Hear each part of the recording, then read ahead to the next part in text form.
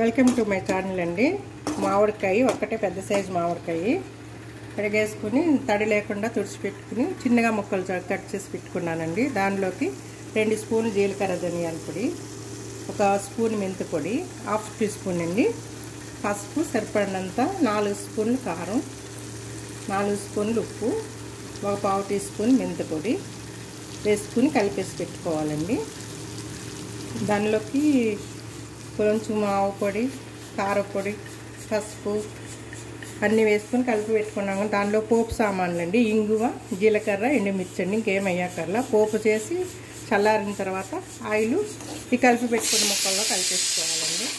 ఇదో పచ్చడి రెడీ. అంటే 1 వీక్ సరిపడా బాగుంటుందండి మామిడికాయ పచ్చడి.